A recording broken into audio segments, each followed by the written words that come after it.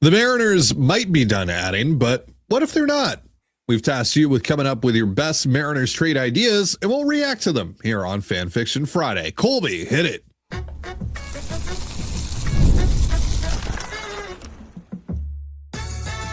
You are Locked On Mariners, your daily Seattle Mariners podcast, part of the Locked On Podcast Network, your team every day.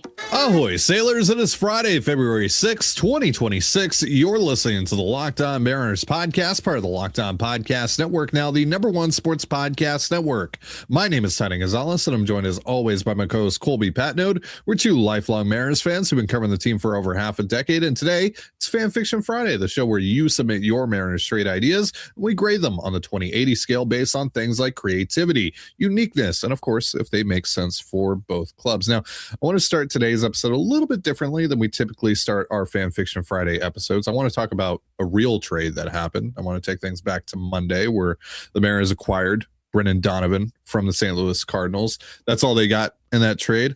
The Rays were involved. They got Ben Williamson. That's all they got. And then the Cardinals, they got Jurrangelo, Cijntje, they got Peete, they got 2 comp round B picks, and Colton Ledbetter as well from Tampa Bay. Now, Colby, if that trade was submitted to us for a Fan Fiction Friday, what would your reaction have been? What grade would you have given it? Yeah, it's a little tough to say. Again, we always try and give some extra credit to 3-team trades because they're harder to come up with and they are more creative. And those are 2 things in our, ever-changing rubric. I think I would have looked at what the Mariners, gave up on their end to get Donovan. And I would have said okay, that's about that's about what we've been talking about all winter. That feels right.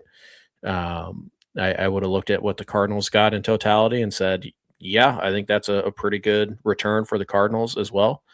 But I think, what would have prevented me from giving it a super high grade is I would have looked at what the Rays, their involvement, and I would have said, what's the point for Tampa? Why would they do this? Nobody's going to value Ben Williamson at a comp round B pick and, a 4th outfield type of prospect, whatever, decent prospect. They're not going to do that. So it kind of feels like the Rays are here just to make this work. Instead of them actually getting something out of this and getting better because of it. So I think, because 2/3 of it I would have thought was pretty much right on and the creativity and the 3-team trade part of it, I probably still would have given it a 50, I think, but it probably wouldn't be much higher because I would have thought there was no way that the Rays were going to give up, 2 assets to help you get Donovan if their prize was Ben Williamson. So, yeah, that's probably where I would have stood. I think I would have argued that the deal was DOA because, Ben Williamson's not worth a comp round B pick. But what do you know? Turns out he was. What do you know? Indeed. When I saw the Rays were involved, my mind started racing because I was like, the Mariners could absolutely just complete this deal with the Cardinals on their own, no problem, right? In theory. But because they were just so insistent on including Ben Williamson in this deal, because obviously Donovan's going to play 3rd for them, and then they have Emerson as well. And I don't know if you heard Joel Sherman talking about this and kind of the process of this trade on MLB Network yesterday. And Chaim Bloom also talked about this a little bit, but the Mariners really, really wanted to trade Williamson in this deal, and the Cardinals just didn't want him, right? They didn't feel that he fit in whatever their plans are for this year. And so they just spent so much time looking for someone that would be, interested in the Williamson aspect of this and would be willing to give the Cardinals something to kind of make up for the Williamson part of the package for the Mariners. And I guess the Rays were involved for a while, then they kind of fell out, and then they came back around or something like that. But at the end of it, Ben Williamson for a comp round B pick and a pretty solid prospect. Now, Colton Ledbetter is probably a Zach DeLoach type of prospect in the end. That's Jared Sundstrom-y. Yeah, maybe he's one step above those guys, but But still, like, yeah, it's a solid, recognizable prospect, and a top 70 pick in the draft for Williamson, who, again, I know a lot of you guys really like him, but he's never had top prospect pedigree. He was a senior sign money saver in 2023, and he came up and he was really good defensively, but he couldn't hit. I didn't think that he had that kind of value, but apparently he did. Really interested to see what the Rays do with Ben Williamson, by the way. Like, I don't know what the plan is there, because Caminero is obviously the third baseman right now. They have DH kind of locked up between Aranda and Yandy. So I don't know. I guess he might play shortstop for them. We'll see. But yeah, it's going to be more of a utility role. Was kind of how it sounds like it's being described, but we'll see. Yeah, but yeah, if that trade came across like in a Fan Fiction Friday, I don't think I could give it much higher than a 50. Right? I commend you for the creativity, but I'd just be like, I don't get why the Rays would do this. Yeah, again, like all the pieces that ended up being involved in the trade, we've talked about at some point or another going to the Cardinals, including Ben Williamson, which sounds like they did try to do, but obviously, the Cardinals weren't that interested. So, yeah, I mean, it would have been a weird one, that's for sure. But yeah, I think the grade would have been knocked down, just like you said, because we would have felt like, why would the Rays do this? All right. Now let's finally get into your trades this week. Kevin has a deal with the Royals. Luke Raley for John Schreiber. Straight up. Schreiber's only got a year left to club control. And he is very much a middle guy. There's really not much upside to him. He's a true side armor. So, that low arm angle that the Mariners like, he's actually lower than that even. And again, he's a solid reliever. He was much better in 24 than he was last year, but just a good solid reliever. But again, it's 3 years of Raley for 1 year of a seventh inning guy. I feel like I could accomplish the same thing by just signing Paul Sewald, and now again, are the Mariners interested in Sewald? Doesn't seem like it, but do they want to trade Raley right now for a guy that they could probably just go pluck out of free agency still? Probably not. I don't think it's egregious. I think Kansas City's a pretty decent fit, although it sounds like they want to play Caglione at right field. And Raley probably shouldn't be playing center field, and that's Kyle Isbell out there. So it might be a little bit of a kind of a fluky kind of fit there, but it is what it is. I think it's not bad in terms of valuation. Would I do it if I were the Mariners? No. It feels like Kansas City needs to add a piece. I don't think a significant one, but just a little sweetener to make up for the club control difference. But yeah, Schreiber's fine. But I just feel like he's pretty, gettable without trading Luke Raley. I mean, you might be able to get him without trading Raley. He might just be a trade target that you go and you offer prospects for, because again, he's only got 1 year left and he's not a high leverage arm. So he shouldn't cost all that much. Yeah, and I'm not sure exactly what the Royals' interest would be in Raley. I kind of feel like when they acquired Isaac Collins, that might have ended whatever interest there might be in Raley. Schreiber, though, solid target, especially if you're looking at the things that the Mariners have clearly valued with some of the recent relievers they've added. He's in the past, at the very least, not so much this year, but in the past, he has kept the ball on the ground quite a fair amount. Last year, in 2024, he only gave up 1 home run in 51 innings, basically 52 innings pitched. Averages a little under a strikeout per inning. Doesn't walk that many guys. Solid 6th, 7th inning guy. Bridge guy. Yeah, I mean, I could see the Mariners certainly have an interest in Schreiber at the price of Luke Raley. I mean, again, if they are really, really trying to make this work where Colt Emerson's on the roster, but they also want to have a right-handed hitting infielder on the roster, and Luke Raley is just the guy, and they're just not willing to send Dom Canzone down or anything like that, then maybe they would do this. maybe they're just like, this is the best we can do, and we feel that Schreiber helps us, and yada yada yada. But in general, I don't know. Again, like you, I feel like now this obviously is dependent on how the Royals feel, but like I kind of feel like you could get Schreiber for not major league pieces. Yeah, but who knows? Yeah, I feel like you probably could. But who's to say? Kansas City obviously thinks they can win the division this year. And Schreiber helps, but he's not a significant piece of that. Like, again, he's replaceable. You can, kind of get his value in other ways, which limits his trade value a little bit. So if the Mariners come with like a pretty good offer, and it's not any of the top like 12, 13 guys, but like, yeah, maybe you get him for that. But in this trade, enough of it makes sense. It's believable enough.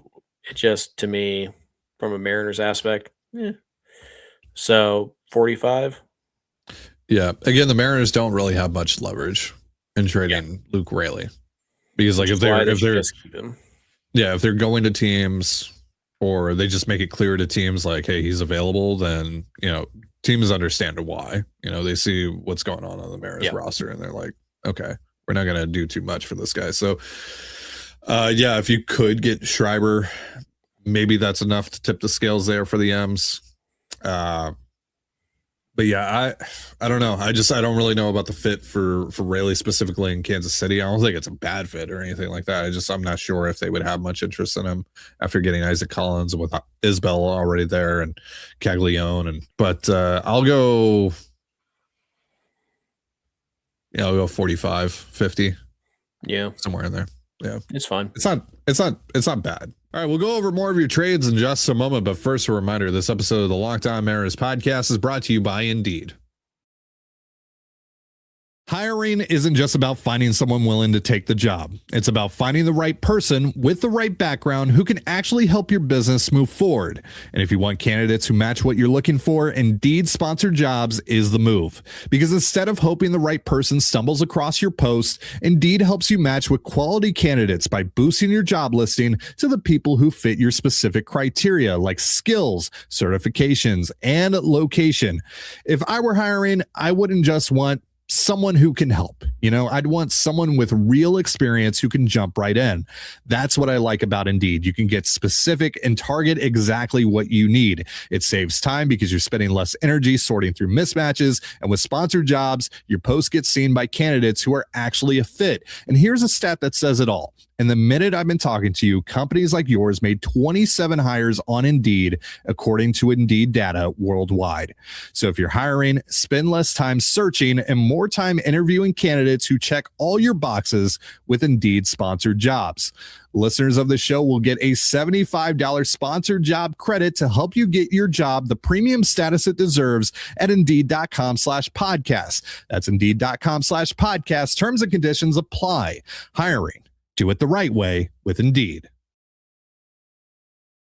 And you're listening to the Locked On Mariners podcast, part of the Locked On Podcast Network, your team every day. Thank you so much for making us your first listen for all things Mariners. And also thank you for making Locked On the #1 sports podcast network. You already live your team every day. Now take it up a level and go ad free. Join the Everydayer Club today and get Locked On Mariners with no interruptions, members only Discord access, and more, all for just $5 a month or $50 a year. Go to lockedonmariners.supercast.com or check the link in the show notes to learn more. And also in the show notes or the description, you can find a link to our Mariners survey that we're currently running. We're just trying to gauge where you're at in general with the club as a whole, right? Like the front office. How do you feel about the front office? How do you feel about the players? You can make some predictions, all that stuff in the survey. And we've already gotten a little over 400 participants here in the first couple of days that we've had it up. So thank you so much for participating already, and let's keep it going because eventually we're going to do a show reacting to all the results, and we want as big of a group here as possible to kind of help us out here. So we'll be doing again, like I said, we'll be doing a show reacting to all that in March. So looking forward to that. And again, thank you so much for participating. All right, let's get back into your trades. Ham Swaggerty 69 has a deal with the Tigers. Will Vest and Jahmai Jones to the Mariners for Randy Arozarena. Why? Like, I suppose the idea here would be that Donovan's the left fielder, and Jahmai Jones is the, right-handed, safety net. Yeah. But I just think, you spent all offseason trying to find a way to push Randy down the lineup so you can lengthen your lineup, and you just completely undo that. Now, Will Vest is a really good reliever, but also, side note, why would the Tigers do this? Like, yeah, it's 2 years of Vest. Yeah, for 1 year of Arozarena. I don't know how many years Jahmai Jones has left. Pretty much all of them. Yeah, he's got a lot. A lot. Yeah. So, like, I don't know if this makes sense for really either side. Riley Green's the left fielder in Detroit, and he's there for a while. Randy is, an expensive 1 year rental for them. They're giving up their best reliever or second best reliever, however you want to look at it, giving up that, and they're giving up, how good is he? I don't know. He had a nice year last year, but kind of a first time for him. So, yeah, in general, I don't love the idea. It just kind of feels like you're robbing Peter to pay Paul right now. Like, I like Vest, fine. But again, like, you've just gotten your lineup to a place where you're like, okay, this is pretty good. And I feel pretty good about, 2/3 of it. And now you're going to trade one of those pieces and you're going to be right back where you were a week ago. Yeah. I don't see the point in doing that. Not for a bullpen arm, not for, a really good one, but I would just look at other avenues. Like, I'm fine getting a lesser reliever if it means I get to keep the lineup that I have right now. So I think this is too messy. It's too big of a risk for the Mariners to take. And I don't know if there's really enough upside to justify a deal like this. Yeah, no, Randy Arozarena does far more for your club this year than what Will Vest would do for you because of just, the other talent that you have in your bullpen already. You don't need Will Vest. Will Vest is a luxury. Like, could you use another, solid mid-leverage established reliever? Sure. But like, you definitely don't need Will Vest.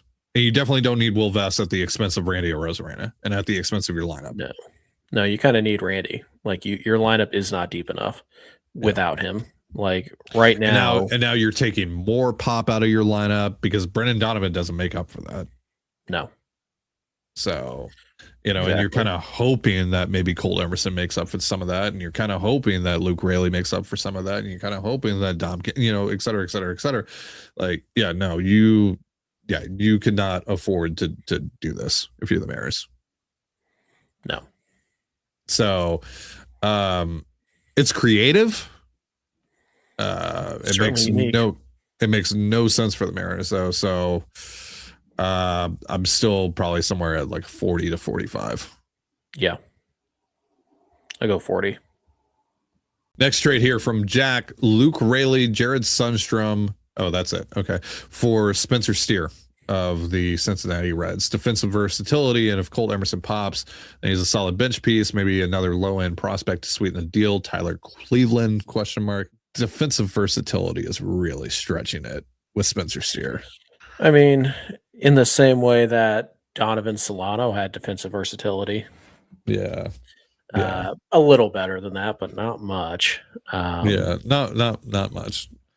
If memory serves, he's like a pretty good first baseman, which now obviously since the Reds, signed Gino,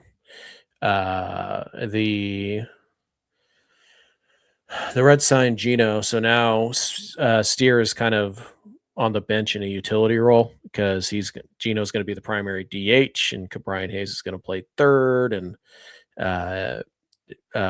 what's his name? The prospect, the big Sal Stewart. Yeah, he's going to play first. It sounds like. Steer is more of a rotational guy, but again, he's not really good anywhere defensively. So, and the bat is about average. Like it's a league average bat. He's a fine player. He really is, but he is not a guy that like you're super excited about. That being said, is he a decent fit for the Mariners? Sure. The Mariners kind of have enough versatility on the bench where they can put guys in defensively late in the game to kind of hide Steer's inefficiencies in seventh, eighth, ninth inning. So it's interesting. I believe Steer and Raley both have the same years of club control left as well. I think they both had 3. Is Raley a good fit in Cincinnati? No, not really. Not a terrible fit, but no, not really. So, I mean, it's kind of be like the Mariners and the Reds swapping bench pieces a little bit, but I don't see why the Reds would do this. Sundstrom, to me, I don't think he tips the scales, to be honest with you. For the Reds, it's, do you like Raley more than JJ Bleday? Do you like him more than Will Benson? Because those are the other two. Because obviously Friedel, but like Friedel's got his spot locked in, so I'm not talking about him. So honestly, they feel pretty similar to me, like those 3 guys. Yeah. In terms of value. So I don't think they want to carry 3 of the same player. I think that's where this dies.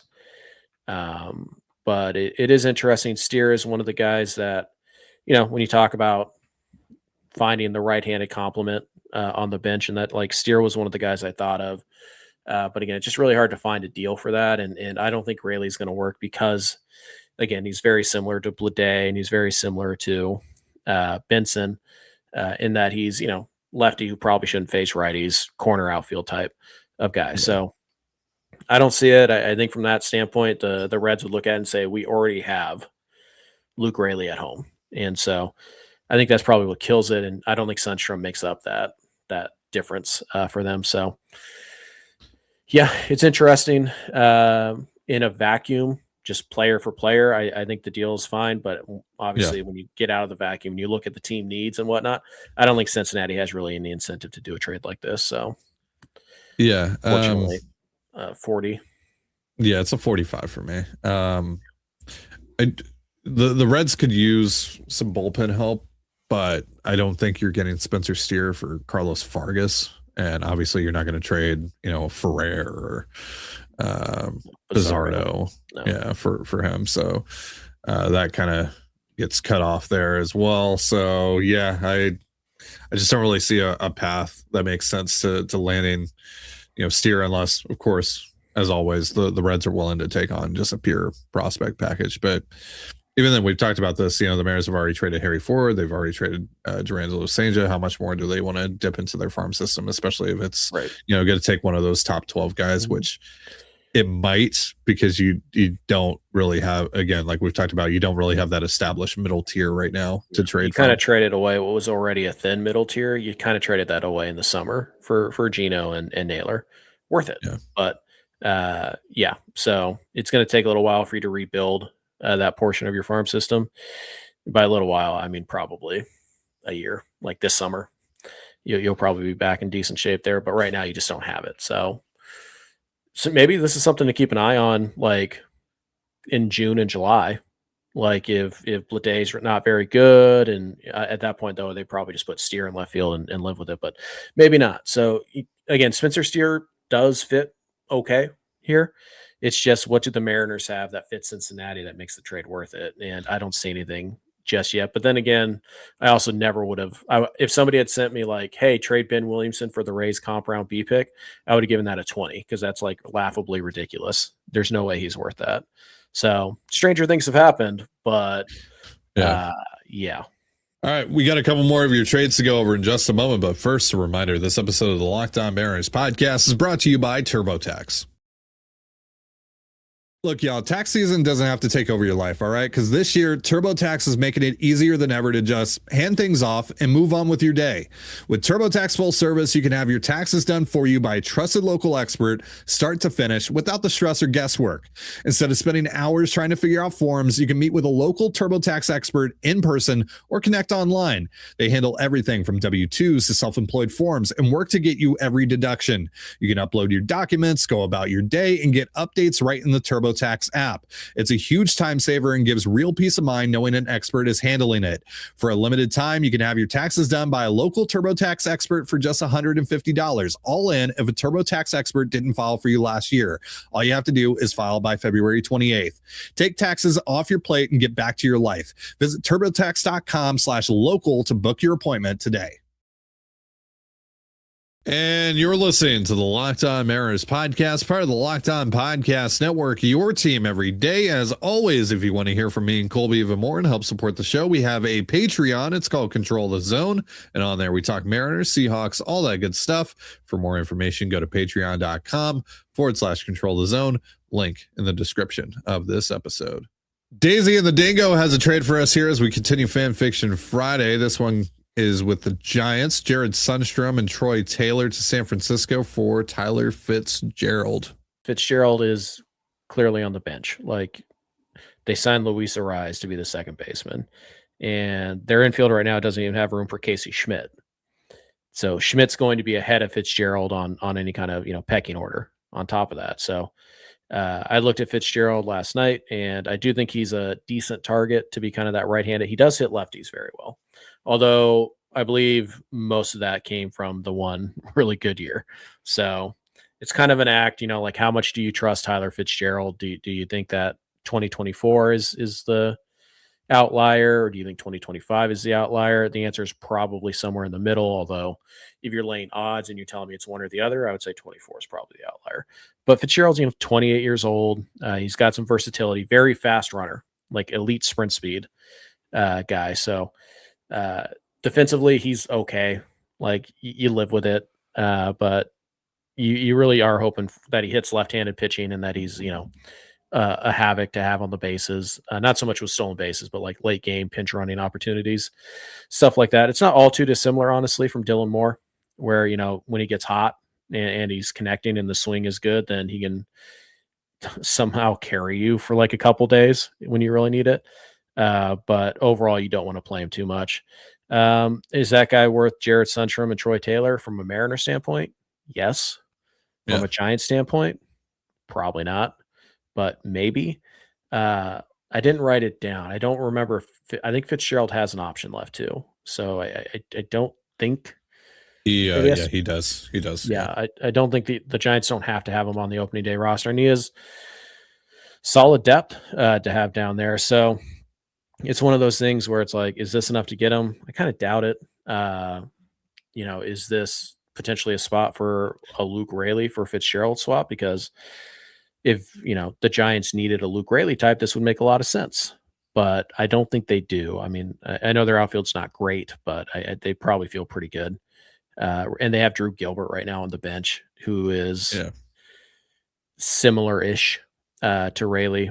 So, yeah. That's just one of those situations where Raley is probably better than Gilbert, but we're just going to roll with the young player and see what we have here. Right. I think Fitzgerald's a good target. I'm not quite sure how you get that done. I don't think this is enough.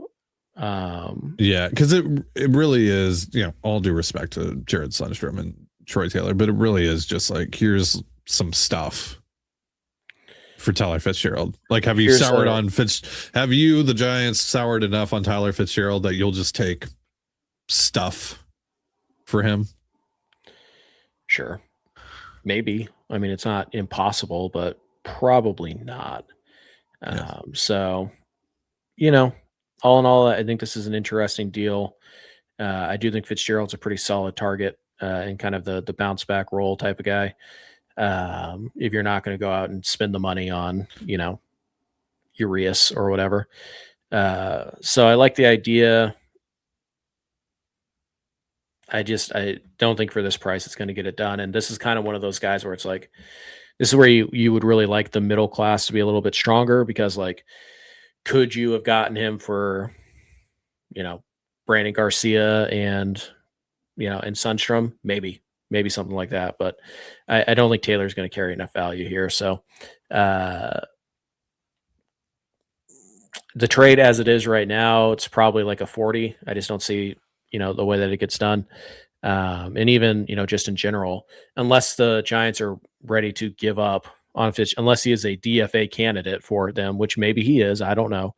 But unless that's the case, then, you're probably going to have to give up at least, Ty Peete might have been a good swap here. Maybe Teddy McGraw is enticing enough to get something done. Maybe Carlos Vargas, maybe, but I know they have some bullpen issues in injury front, but is that enough? I don't know, but it does feel like you'd almost have to give up, a little bit more of a headline. Sundstrom is maybe the second piece if you're lucky. So I'll give it a 40. Yeah, I'll go 45. Last trade of the day comes from Jake. It's a deal with the Chicago White Sox. Don't get many of these. Dom Canzone and Michael Morales to Chicago for reliever Grant Taylor. So, you put their F4s in here, and Canzone was 1.5, Taylor was 1.7. How this reads to me is that you took their F4 totals very literally, and then you were like, well, how do I make up for the 0.2 difference? I got it. Michael Morales.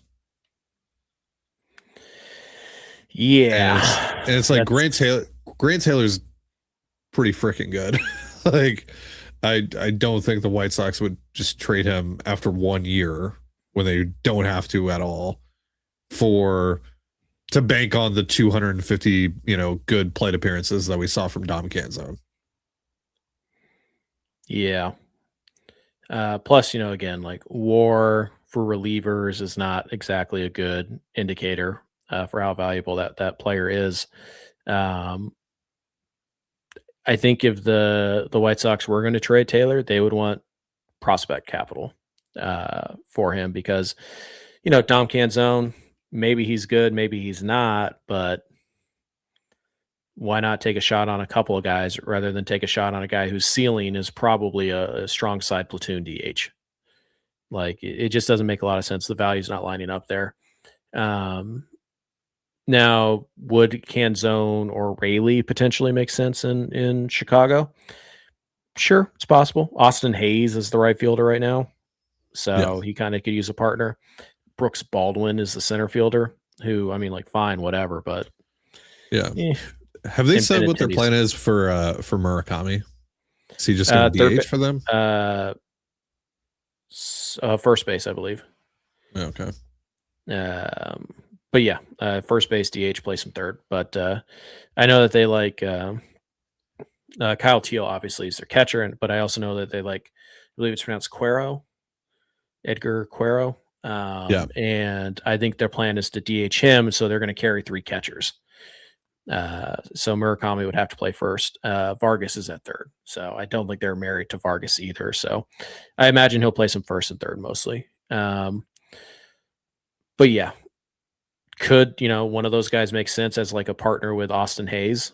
Sure, but again, how much do the White Sox care about platoon bats in a year where they're probably still going to lose 100 games? They probably do. So I would tweak your trade here, and I would say, what about one of the lefties for Sosa? Sosa's not great. He's about a league average bat, but he can move around a little bit, and he is a righty off the bench, and he does have some pop. Again, not very Mariner-y, but if you're just looking to, you're in a position where you feel like you have to move one of these guys, which again, you don't. You can just send Canzone down. But if you feel like you have to, then Sosa's fine. He played 99 games at second base, 42 at first base, 3 at third base last year. Was a 100 WRC plus straight across. We've talked about him before, though. He's just not very Mariner-y. I think if you're trying to get one of these White Sox relievers, the guy to focus more so on is Jordan Leasure. Yeah. Taylor is he's young. He just had a really good year. I know the ERA is not good, but overall he had a really, really good year. He's got nasty stuff. He could be a legitimate dude. And I think the White Sox are stupid. Don't get me wrong. The White Sox are really bad at this. So maybe, but like I think they would look at Taylor as someone like, we're just gonna keep him right now, and we're, you know, if someone wants to just blow our socks off, like we'll trade him. But like that's kind of the thing too, right? Is that it's like, look, if we keep Taylor and he stinks this year, what did we lose? A platoon bat? Oh no, we'll never be able to find one of those. If we keep Taylor and he's good or great, even like he's an all-star candidate for us going into the summer or next winter, and he's going to have 5 full years of club control left still, I'm going to cash in on that dude. So there's really no reason for them to trade him right now. They might try and sell high on Leasure, who's got some nice traits to him.